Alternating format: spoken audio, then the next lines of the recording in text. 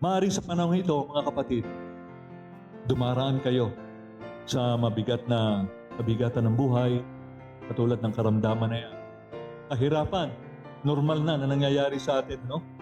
At kuminsan sa bigat ng nararanasan natin, lalo na yung mawalan ka ng mahal sa buhay, mabigat yan.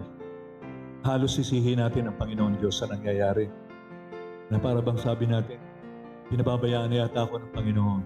Pero pansinin niyo kapatid, mapalad tayo. Mga tao na walang kaugnayan kay Kristo.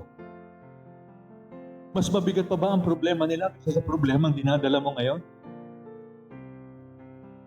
Kung inaakala mo mabigat ang problema mo, ikaw pupunta ka na sa langit. Sila, pupunta sa impyerno. Ano ang iyong gagawin, kapatid?